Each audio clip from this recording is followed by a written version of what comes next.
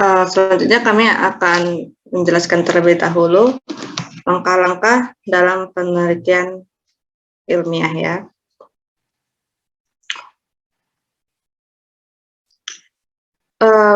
Sebenarnya kalau misalnya kita lihat, kita mencari mengenai langkah-langkah penelitian ilmiah, tidak ada semacam pedoman yang benar-benar baku, tapi kalau misalnya kita bandingkan, akan ada beberapa langkah-langkah yang menyerupai. Dalam buku Newman tahun 2003, pada halaman 13-nya, kami menemukan bahwa beliau itu merangkum langkah-langkah dalam penelitian ilmiah, yaitu pertama, dari teori dikembangkan, semuanya berawal dari teori, maka dari teori memilih topik. Lalu setelah memilih topik, dirumuskan masalah agar pertanyaannya itu terfokus dan penelitiannya itu tidak terlalu besar. Selanjutnya, peneliti akan membuat sebuah dengan pengumpulan data. Dari data-data yang terkumpul itu, maka dianalisis, dan melalui analisis data ini akan ditemukanlah sebuah interpretasi atau bagaimana cara kita memahami data-data yang telah kita kumpulkan. Langkah selanjutnya adalah mempublikasi atau menginformasikan penelitian yang kita dapatkan itu ke publik.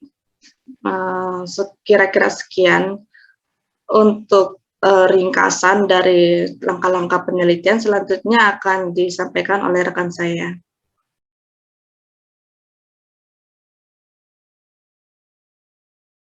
Baik, yang kedua itu adalah masalah dalam penelitian kuantitatif. Next. Yang pertama yaitu ada feasible atau kemampu laksanaan. Penelitian dapat menjawab suatu masalah penelitian tergantung kelayakannya atau kemampu laksanaannya. Hal ini dilihat dari berbagai pertimbangan teknis seperti aspek metodologi, khususnya tentang jumlah sampel minimal atau jumlah hasil perhitungan termasuk dasar sampel seperti biaya, waktu, sarana, dan lain-lain. Dan yang kedua ada interesting atau juga menarik. Seorang peneliti harus memiliki ketertarikan dan minat terhadap masalah penelitiannya. Jika tidak, maka penelitiannya itu akan cenderung terpaksa dan seadanya. Seorang peneliti yang tertarik terhadap suatu hal, maka akan semangat untuk menyelesaikan penelitian dengan sebaik-baiknya sesuai dengan target dan tujuannya. Yang ketiga ada novelty atau memberi nilai baru. Pengangkatan isu terbaru yang berkembang dalam masyarakat dapat dijadikan sebagai permasalahan penelitian.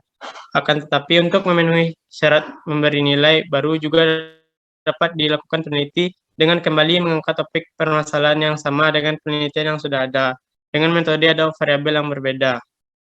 Dan yang keempat ada etikal atau etis.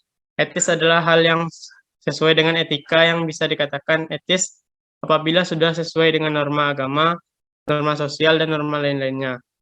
Penelitian yang dilakukan tidak boleh bertentangan dengan etika. Dan yang kelima ada relevan.